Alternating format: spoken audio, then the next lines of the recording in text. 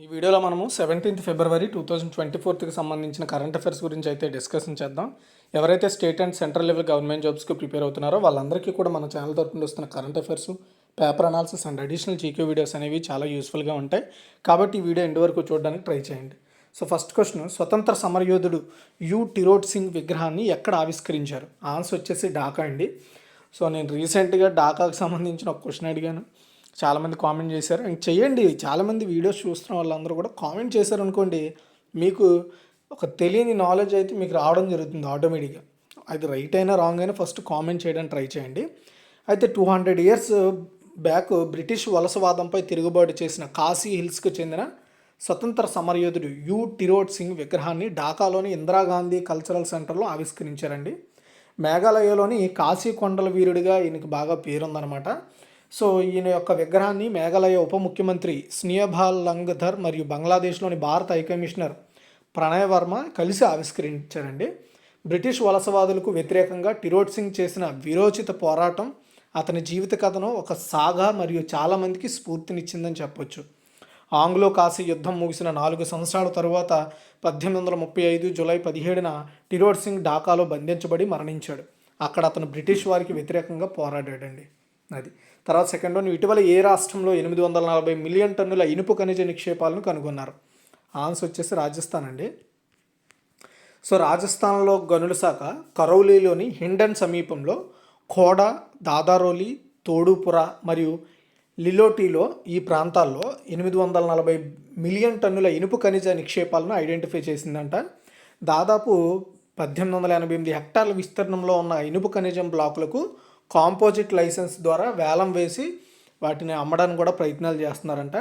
కొడాలో 462.3 హెక్టార్లు, దాదారోలీలో 754.38 హెక్టార్లు, తోడుపురాలో 260.71 హెక్టార్లు, లిలోటీలో 410.94 హెక్టార్లు ఇనుపు ఖనిజ నిక్షేపాలు ఉన్నట్లుగా ఐడెంటిఫై చేయడం జరిగిందండి. ఓకే, తర్వాత థర్డ్ వన్, స్వలింగ వివాహాన్ని ఆమోదించిన మొదటి మెజారిటీ ఆర్థోడాక్స్ క్రైస్తవ దేశం ఇది. ఓకేనా. సో ఆర్థోడాక్స్ అంటే ఏంటి, ఎవరికైనా తెలిస్తే కామెంట్ చేయండి, ఒక 2 lines వచ్చేలాగా. ఓకేనా, ఆర్థోడాక్స్ అంటే ఏంటి, ఇది చాలా ఇంపార్టెంట్ ఫ్యూచర్ ఎగ్జామ్స్కి కూడా. ఆన్సర్ వచ్చేసి గ్రీస్ అండి. స్వలింగ వివాహాన్ని ఆమోదించిన మొదటి మెజారిటీ ఆర్థోడాక్స్ క్రైస్తవ దేశంగా గ్రీస్ నిలిచింది. యూరోపియన్ యూనియన్లోని 27 సభ్య దేశాల్లో 15 దేశాలు ఇప్పటికే ఈ వివాహాన్ని చట్టబద్ధం చేయగా ప్రపంచవ్యాప్తంగా 35 దేశాల్లో దీనికి పర్మిషన్ కూడా ఉంది. స్వలింగ జంటలు పెళ్లి చేసుకోవడంతో పాటు పిల్లలకు దత్తత తీసుకునే హక్కు కూడా ఈ చట్టం కల్పిస్తుందండి. 300 స్థానాలున్న పార్లమెంట్లో 176 మంది ఈ బిల్లుకు ఆమోదించారు. ప్రపంచవ్యాప్తంగా 35 దేశాల్లో దీనికి అనుమతి ఉంది. స్వలింగ జంటల వివాహం చేసుకోవడంతో పాటు పిల్లలను దత్తత తీసుకునే హక్కు ఈ చట్టం ఇస్తుంది. అండ్ ఈ బిల్లు ఆమోదం ఎల్జీబీటీ సమాజానికి, గ్రీస్ ప్రభుత్వానికి ధన్యవాదాలు తెలిపింది. ఎల్జీబీటీకి సంబంధించి ఫుల్ ఫామ్ ఎవరికైనా తెలిస్తే కామెంట్ చేయండి. ఎల్జీబీటీక్యూ అంటారు. తర్వాత 4, ఏ రాష్ట్రంలో ఎయిమ్స్ రెవారీకు ప్రధాని నరేంద్ర మోదీ శంకుస్థాపన చేశారు? రెవారీ అనేది ఒక ప్రాంతం పేరు. ఎయిమ్స్ రెవారీలో ఎయిమ్స్ని ప్రారంభించారు. హర్యానా అండి. హర్యానా గవర్నర్ బండారు దత్తాత్రేయ మన తెలుగు వ్యక్తి. ఆయన సమక్షంలో ప్రధానమంత్రి Narendra Modi all India Institute of Medical Sciences AIIMS రెవారీకి ఆయన శంకుస్థాపన చేశారండి. సో హర్యానాలోని రెవారీలో ఎయిమ్స్ స్థాపన భారత ప్రభుత్వ ఆరోగ్య మరియు కుటుంబ సంక్షేమ మంత్రిత్వ శాఖకు చెందిన ప్రధానమంత్రి స్వాస్థ్య సురక్ష యోజన పథకం కింద ఈ యొక్క ఎయిమ్స్ రెవారీకి పర్మిషన్ అయితే వచ్చింది.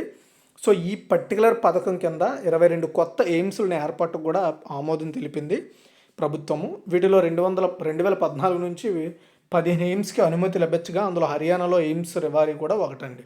ఓకేనా, అది గుర్తుపెట్టుకోండి. హర్యానాలో ఇదే ఫస్ట్ ఎయిమ్స్. తర్వాత 5, క్రింద వాటిలో ఏది ప్రవాస భారతీయులు మరియు భారతదేశ విదేశీ పౌరులకు సంబంధించిన వివాహ సమస్యలపై చట్టం పేరుతో ఒక నివేదికను కేంద్ర ప్రభుత్వానికి సమర్పించింది? ఈ లైన్ చాలా ఇంపార్టెంట్ అండి, గుర్తుపెట్టుకోండి.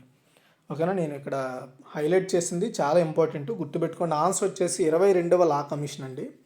సో 22వ లా కమిషన్ ఏర్పాటు గురించి ఇప్పుడు ప్రజెంట్ దానికి హెడ్ ఎవరు ఏంటనేది నేను చాలా కరెంట్ అఫైర్స్ అది ఏర్పాటు అయినప్పుడే చెప్పాను. అయితే ఈ కమిషన్ రీసెంట్గా ప్రవాస భారతీయులు మరియు భారతదేశ విదేశీ పౌరులకు సంబంధించిన వివాహ సమస్యలపై చట్టం, అంటే దీని మీద ఒక చట్టం రాబోతుంది. ఆ చట్టానికి సంబంధించి లా కమిషన్ తన రిపోర్ట్ని అయితే సబ్మిట్ చేసిందనమాట. సో వాళ్ళు చెప్పిన నివేదికలో ఏంటి ఇంపార్టెంట్ పాయింట్స్ మీకు ఇప్పుడు చెప్తాను. అయితే ఈ లా కమిషన్కి 22వ లా కమిషన్ చైర్మన్ ఎవరండి? Justice retired Rituraj Awasthi. ఈయన కేంద్ర న్యాయశాఖ మంత్రి అర్జున్ రామ్ మేఘవాల్కు ఈ రిపోర్ట్ని అయితే అందజేశారు. ప్రధాన సిఫార్సులు ఏం చేశారు ఆ నివేదికలో? ప్రభుత్వానికి ఏం సిఫార్సు చేసింది ఆ కమిషన్ అంటే, ఎన్ఆర్ఐ ఓఐసిఐలతో భారత పౌరులకు జరిగే వివాహాలను మన దేశంలో నమోదు అంటే రిజిస్టర్ చేయడాన్ని తప్పనిసరి చేయాలి. కొత్త చట్టంలో విడాకులు, భాగస్వామికి భరణం, పిల్లల సంరక్షణ, వారి పోషణకు సంబంధించి నిబంధనలు ఉండాలి. చట్టాన్ని ఉల్లంఘించిన వారికి సమన్లు, వారెంట్లు జారీ చేయడం, న్యాయపరమైన పత్రాలు పంపించడానికి సంబంధించిన నిబంధనలను చట్టంలో స్పష్టంగా పేర్కొనాలి. 1967 పాస్పోర్ట్ చట్టానికి సవరణ చేసి వైవాహిక స్థితి అంటే మ్యారిచువల్ స్టేటస్కి బహిర్గతం చేయడంతో పాటు జీవిత భాగస్వాములు 2 పాస్పోర్ట్లను అనుసంధానం చేసేలా కూడా రూల్స్ తీసుకురావాలి. జీవిత భాగస్వాములు ఇద్దరు పాస్పోర్ట్లపై వివాహ నమోదు సంఖ్య ఖచ్చితంగా ఉండాలి. వివాహ నమోదు సంఖ్య ఎన్ఆర్ఐల వివాహానికి సాక్ష్యంగా నిలవడంతో పాటు వారి రికార్డులను మనము స్టోర్ చేసుకోవడానికి యూజ్ అవుద్ది. దంపతుల రికార్డుల్లో హోంశాఖ, విదేశీ వ్యవహారాల శాఖ వద్ద కూడా ఉండాలి. ఇవే వివరాలు ఆన్లైన్ పోర్టల్ ద్వారా కూడా అందుబాటులో ఉండాలి, ఈజీగా యాక్సెస్ చేసుకోవడానికి. ఇది లా కమిషన్. పర్టికులర్గా ఎన్ఆర్ఐలు ఎవరైనా పెళ్లి చేసుకుంటే మన ఇండియాకి వచ్చి వాళ్ళకు చేయాల్సిన పనులను చెప్పిందనమాట. తర్వాత 6 ఇన్సాట్ 3DS అనే ఉపగ్రహాన్ని ఏ వాహక నౌక ద్వారా ఇస్రో విజయవంతంగా ప్రయోగించింది. చాలా ఇంపార్టెంట్ అండి. అందులో నేను చాలా మ్యాటర్ ఉంది, అదంతా కూడా ఎక్స్ప్లెయిన్ చేస్తాను, జాగ్రత్తగా వినండి. ఆన్సర్ వచ్చేసి GSLV F-14 అనే ఒక వెహికల్ ద్వారా, రాకెట్ ద్వారా ఈ పర్టికులర్ GSLV F-14 అనే రాకెట్ ద్వారా ఇన్సాట్ 3DS అనే ఒక ఉపగ్రహాన్ని అంటే శాటిలైట్ను సక్సెస్ఫుల్గా ఇస్రో ప్రయోగించింది ఈరోజు. ఓకే, గుర్తుపెట్టుకోండి. ఇది 2275 కిలోలు బరువున్న ఇన్సాట్ 3DS శాటిలైట్ను GSLV F-14 వాహనౌక నిర్ణీత కక్షలోకి ప్రవేశపెట్టిందనమాట. ఓకేనా. అయితే ప్రకృతి విపత్తులను ముందుగానే ఐడెంటిఫై చేసి వాటికి సంబంధించిన ఫుల్ ఇన్ఫర్మేషన్ని భూమికి పంపించేందుకు ఈ ఇన్సాట్ 3DS ఉపగ్రహాన్ని ఇస్రో ప్రయోగించిందండి. ఈ ఇన్సాట్ 3DS ప్రయోగం ఇస్రోకు 97వ ప్రయోగం అండి. ఇప్పటివరకు దీంతో 97 ప్రయోగాలు చేసింది ఇస్రో, ఇది గుర్తుపెట్టుకోండి. భూమి నుంచి 3,67,866 కిలోమీటర్ల ఎత్తులో ఉన్న జియో స్టేషనరీ కక్షలో ఈ ఇన్సాట్ 3DS శాటిలైట్ని GSLV F-14 విజయవంతంగా ప్రవేశపెట్టింది. ఓకే. ఆ తర్వాత ఇన్సాట్ 3DS ఉపగ్రహం రాకెట్ నుంచి విడిపోయి అంతరిక్షంలో భూకక్షలోకి చేరింది. ఇన్సాట్ సిరీస్లో ఇప్పటివరకు ఇస్రో పంపిన 23 శాటిలైట్లలో కొన్నింటి జీవితకాలం అయిపోయింది. ఈ క్రమంలోనే తాజాగా నింగిలోకి కొత్తదాన్ని పంపించారనమాట. ఇది 6 channel imager, 19 channel sounders, metrological payloads, communication పేలోడ్స్ని కలిగి ఉంది. ఇవి వాతావరణాన్ని అంచనా వేయడము, భూమి, సముద్ర వాతావరణాన్ని స్టడీ చేయడం, ఫ్యూచర్లో వచ్చే ప్రకృతి విపత్తులను ముందుగానే అంచనా వేసి మనకి ఇన్ఫర్మేషన్ ఇవ్వడం, ఇలా చాలా పనులు చేస్తాయి. అండ్ GSLV సిరీస్లో ఇది 16వ ప్రయోగం అండి. ఇస్రోకు టోటల్గా 97వ ప్రయోగం అండ్ GSLV రాకెట్ ద్వారా ప్రయోగించిన 16వ శాటిలైట్ ఇది. ఇప్పుడు ప్రయోగించిన ఇన్సాట్ 3DS ఉపగ్రహాన్ని మెట్రోలాజికల్ అండ్ డిజాస్టర్ వార్నింగ్ శాటిలైట్గా చెప్పుకోవచ్చు. కేంద్ర ఎర్త్ సైన్సెస్ ఈ ప్రయోగం ఖర్చును భరిస్తోంది. ఇప్పటికే జియో స్టేషనరీ కక్షలో పనిచేస్తున్న ఇన్సాట్ 3D, ఇన్సాట్ 3DR ఉపగ్రహాలతో కలిసి ఇన్సాట్ 3DS కూడా పనిచేయనుంది, గుర్తుపెట్టుకోండి 3 పేర్లు. తర్వాత 7 కాటన్ క్యాండీ. దీన్ని మనం పీచు మిఠాయి అంటాం. మీరు పింక్ కలర్లో పీచు మిఠాయి తింటూ ఉంటారు, చిన్నపిల్లలు ఎక్కువ చూస్తూ ఉంటారు, మీరు స్కూల్స్ దగ్గర ఎక్కువగా ఇవి ఉంటాయి. అయితే వీటి మీద ఏ రాష్ట్రం నిషేధం విధించింది అంటే బ్యాన్ చేసింది ఈ పీచు మిఠాయిని? ఆన్సర్ వచ్చేసి తమిళనాడు అండి. మీకు సింపుల్గా చెప్పేస్తాను. తమిళనాడు రాష్ట్ర ఆరోగ్య శాఖ మంత్రి సుబ్రహ్మణ్యన్ వీటిల్లో క్యాన్సర్ కారక రసాయనాలు వాడుతున్నారు అని పరిశోధనలో తేలడంతో వీటి మీద నిషేధం విధించినట్లుగా ఆయన చెప్పడం జరిగిందండి. ఫుడ్ సేఫ్టీ ఆఫీసర్స్ చెన్నై వ్యాప్తంగా తనిఖీలు చేయడం ద్వారా వాటి నుండి కొన్ని శాంపిల్స్ తీసుకొని కాటన్ క్యాండిల్లో రోడ్మైన్ బి అనే ఒక కెమికల్ని అయితే ఐడెంటిఫై చేశారండి. రోడ్మైన్ బి ఇది ఒక కృత్రిమ కోసం దీన్ని పీచు మిఠాయిల్లో వాడుతున్నారు. ఆర్టిఫిషియల్ కలర్ కోసం. ఇప్పటికే కేంద్రపాలిత ప్రాంతమైన పుదుచ్చేరిలో కాటన్ క్యాండీపై నిషేధం ఉంది. తర్వాత ఇప్పుడు తమిళనాడులో బ్యాన్ చేశారండి, గుర్తుపెట్టుకోండి. ఫస్ట్ అయితే పుదుచ్చేరిలో బ్యాన్, ఇప్పుడు తమిళనాడులో బ్యాన్. మీ పిల్లలకి ఇది కొంచెం దూరంగా ఉంచడం చాలా ఇంపార్టెంట్. ఎందుకంటే మనకు మెయిన్ మన బట్టలకి కలర్ కోసం వాడే కెమికల్ని అందులో వాడుతున్నారంట. తర్వాత వచ్చేసి 8 ప్రపంచంలోనే డిస్టిలైజ్ చేయబడిన 3వ అతిపెద్ద దేశంగా ఏది నిలిచింది? ఆన్సర్ వచ్చేసి మన భారతదేశం అండి. తాజా స్టడీ ప్రకారం United states of America and China తర్వాత మన ఇండియా ప్రపంచంలో 3వ అతిపెద్ద డిజిటలైజ్డ్ కంట్రీ అంట. అంటే అన్ని సర్వీసెస్ని డిజిటలైజ్ చేయడంలో మన కంట్రీ థర్డ్ ప్లేస్లో ఉందన్నమాట ఆఫ్టర్ అమెరికా చైనా తరువాత.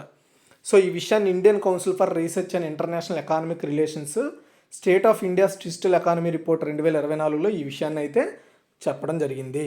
అయితే వ్యక్తిగత వినియోగదారుల స్థాయిలో మాత్రం, అంటే మనం పర్సనల్గా వాడడంలో మాత్రం G20 దేశాల్లో డిజిటలైజేషన్ పరంగా మన ఇండియా 12వ స్థానంలో ఉంది వాడటంలో. బట్ డిజిటలైజ్ చేయడంలో మాత్రం టాప్ 3లో ఉన్నాం. అతిపెద్ద డిజిటలైజ్డ్ రాష్ట్రాలు చూసుకుంటే కర్ణాటక ఫస్ట్ ప్లేస్లో ఉంది, తర్వాత మహారాష్ట్ర, తర్వాత వచ్చేసి తెలంగాణ 3వ స్థానంలో ఉందండి. నెక్స్ట్ 9 భారతీయ ఆటోమొబైల్ తయారీదారుల సంఘం 2023-24 ఆర్థిక సంవత్సరంలో మొత్తం వాహన విక్రయాల్లో ఏ రాష్ట్రం మొదటి స్థానంలో నిలిచింది? అంటే అత్యధికంగా వెహికల్స్ని సేల్ చేసిన రాష్ట్రం ఏది అంటే ఉత్తరప్రదేశ్ అండి. సో ఇది అక్టోబర్ డిసెంబర్ 3వ త్రైమాసికం, ఇంకా 4వ త్రైమాసికం ఉందన్నమాట, జనవరి టు మార్చ్ వరకు వస్తుంది. ఓకేనా, అది ఫైనల్. ఇది 3వ త్రైమాసికం అనమాట. ఈ 3వ త్రైమాసికంలో యూటీ రాష్ట్రాల వారీగా చూసుకుంటే అత్యధికంగా వాహనాలు విక్రయాలు జరిపిన రాష్ట్రంలో ఉత్తరప్రదేశ్ టాప్గా ఉందండి, ఆల్ ఓవర్ అన్ని వెహికల్స్ కలిపి. మహారాష్ట్ర సెకండ్, గుజరాత్ వచ్చేసి థర్డ్, అండ్ ఫోర్త్ వచ్చేసి తమిళనాడు, ఫిఫ్త్ వచ్చేసి రాజస్థాన్ అనమాట. నెక్స్ట్ 10 జల్ జీవన్ మిషన్ కింద హర్ఘర్ జల్ పథకంలో 100% చేరుకున్న మొదటి ఈశాన్య రాష్ట్రం ఇది. ఆన్సర్ వచ్చేసి అరుణాచల్ ప్రదేశ్ అండి. కేంద్ర ప్రభుత్వానికి సంబంధించిన జల్ జీవన్ మిషన్లో భాగంగా హర్ఘర్ జల్ పథకంలో అరుణాచల్ ప్రదేశ్ 100% సంతృప్తి, అంటే 100% కనెక్టివిటీని అందించిన ఫస్ట్ ఈశాన్య రాష్ట్రం అనమాట.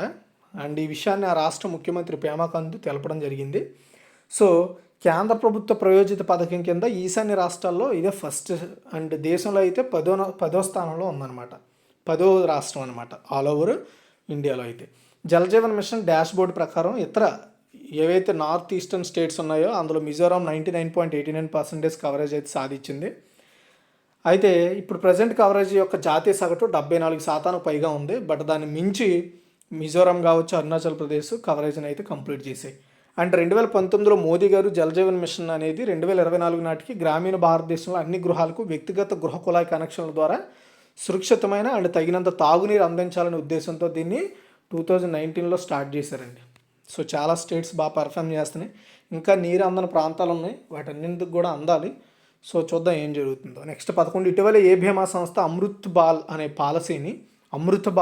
పాలసీని కొత్తగా ప్రారంభించిందంటే ఎల్ఐసి అండి.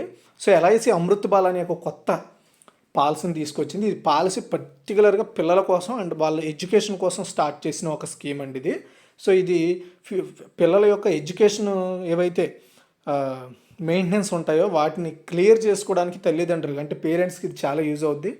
దీనిని non linked non participating policy ఆర్థిక స్థిరత్వానికి అందించడానికి అండ్ పిల్లల భవిష్యత్తు విద్యా అవసరాల కోసం ఇది యూజ్ చేయొచ్చు. అమృత్ బాల్ అనేది 30 రోజుల నుంచి 13 సంవత్సరాల మధ్య వయసు గల పిల్లలకు ఇది వర్తిస్తుంది. మెచ్యూరిటీ వయసు 18 నుంచి 20 సంవత్సరాల వరకు ఉంటుంది.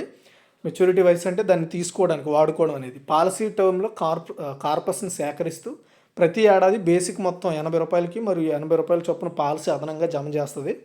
ప్రీమియం చెల్లింపుల నిబంధనలు 5 నుంచి 7 సంవత్సరాల వరకు ఉంటుంది, మనం చెల్లించాల్సి ఉంటుంది. దీనికి కనీస హామీ మొత్తం వచ్చేసి 2 లక్షల గరిష్టం ఎంతైనా సరే మనము అందులో వేసుకోవచ్చు అనమాట. సో దానికి కొంత వడ్డీ వస్తుంది అండ్ దానికి బేసిక్లో కొంత డబ్బులు కూడా ఆ పాలసీ కింద ఎల్ఐసి యాడ్ చేస్తూ ఉంటుంది. అది మనకి పిల్లలకు ఎడ్యుకేషన్కి వాడుకోవడానికి ఉపయోగపడుతుంది అనమాట ఇది. తర్వాత 12 భారత తరపున అత్యధిక వికెట్లు సాధించిన రెండవ భారతీయుడు ఎవరు? రవిచంద్రన్ అశ్విన్ అండి. టీమిండియా వెటరన్ ఆఫ్ స్పిన్నర్ అయిన రవిచంద్రన్ టెస్ట్లో మరో అరుదైన ఘనత సాధించాడు. ఇంగ్లాండ్తో రాజ్కోట్ టెస్ట్లో అశ్విన్ 50 వికెట్లు మైలురాయిని అందుకున్నాడు అనమాట. సో అయితే 500 వికెట్ల క్లబ్లో చేరాడు మనోడు. అశ్విన్ ఈ ఘనత సాధించడంతో అతడు పలు రికార్డులు అందుకున్నాడు. అండ్ భారత్ తరపున అత్యధిక వికెట్లు సాధించిన అనిల్ కుంబ్లే తర్వాత సెకండ్ ప్లేస్లో రవిచంద్రన్ అశ్విన్ ఉన్నాడండి. అంతర్జాతీయ స్థాయిలో టెస్టుల్లో అత్యధిక వికెట్లు తీసిన బౌలర్లో అశ్విన్ 9వ స్థానంలో ఉన్నాడు. సో ఈ టాప్లో వచ్చేసి ఆల్ ఓవర్ వరల్డ్ టాప్లో వచ్చేసి శ్రీలంక ప్లేయర్ ముత్తయ్య మురళీధరన్ అయితే టాప్లో ఉన్నాడండి. అండ్ అతని మీద ఒక మూవీ కూడా వచ్చింది, మీరు అందరికీ తెలిసే ఉంటుంది. అండ్ 800 వికెట్లు పడగొట్టాడు మనోడు. ఓకేనా, అది. నెక్స్ట్ వచ్చేసి 13 ప్రపంచ పర్యాటక స్థితిస్థాపక దినోత్సవం ఎప్పుడు జరుపుకుంటారు? ఆన్సర్ వచ్చేసి ఫిబ్రవరి 17 అండి. ఐక్యరాజ్య సమితి ప్రపంచ పర్యాటక స్థితిస్థాపకత దినోత్సవం అనేది పర్యాటక పరిశ్రమలో స్థితిస్థాపకతను పెంచడం కోసం అండ్ టూరిజం యొక్క ప్రాముఖ్యతను హైలైట్ చేయడం కోసం ఈ ఫిబ్రవరి 17ని డేని సెలబ్రేట్ చేస్తారు. అండ్ ఈ యొక్క ప్రపంచ పర్యాటక స్థితిస్థాపక దినోత్సవం ఆచారం ఏంటంటే అత్యవసర పరిస్థితులకు పర్యాటక రంగం స్వాభావిక దుర్బలత్వాన్ని పరిగణలోకి తీసుకొని సో ఉన్న ప్రాబ్లమ్స్ని సాల్వ్ చేయడం, పర్యాటకాన్ని హైలైట్ చేయడం దీని మెయిన్ చెప్తుంది మనకి. 17 ఫిబ్రవరి 2024 అనేది సెకండ్ టైం ఈ గ్లోబల్ రెసిలియన్స్ డే అంటే స్థితిస్థాపక దినోత్సవం జరుపుకుంటున్నాం. ఫస్ట్ టైం వచ్చేసి 2023లో జరుపుకున్నామండి. ఓకే, ఇదిగా ఓవరాల్గా టోటల్ ఈరోజు కరెంట్ అఫైర్స్ మీకు అర్థమైంది అనుకుంటున్నాను. ఒకసారి మనం క్విక్ రివ్యూ చూద్దాం.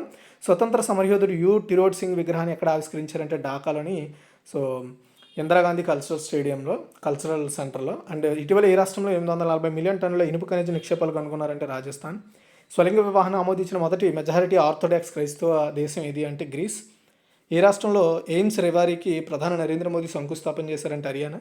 క్రింద వాటిలో ఏది ప్రవాస భారతీయులు మరియు భారతదేశ విదేశీ పౌరులకు సంబంధించిన వివాహ సమస్యలపై చట్టం పేరుతో నివేదికను కేంద్ర ప్రభుత్వానికి సమర్పించిందంటే 22వ లా కమిషన్ అండి.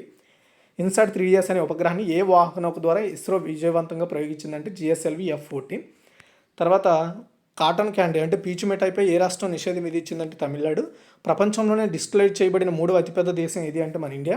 భారతీయ ఆటోమొబైల్ తయారీదారుల సంఘము 2023-24 ఆర్థిక సంవత్సరంలో 3వ త్రైమాసికంలో మొదటి స్థానంలో ఎక్కువగా వాహనాలు విక్రయ చేయడంలో టాప్లో ఉన్న స్టేట్ వచ్చేసి ఉత్తరప్రదేశ్. అండ్ జల్ జీవన్ మిషన్ కింద హర్ఘర్ జల్ పథకంలో 100% చేరుకున్న మొదటి ఈశాన్య రాష్ట్రం ఏంటంటే అరుణాచల్ ప్రదేశ్. ఇటీవల ఏ బీమా సంస్థ అమృత్ బాల్ అనే పాలసీని తీసుకొచ్చిందంటే life insurance corporation of India. And Bharat తరపున అత్యధిక వికెట్లు సాధించిన రెండో భారతీయుడు ఎవరు అంటే రవిచంద్రన్ అశ్విన్. ప్రపంచ పర్యాటక స్థితిస్థాపక దినోత్సవం ఎప్పుడు జరుపుకుంటారంటే ఫిబ్రవరి 17. Thanks for watching guys.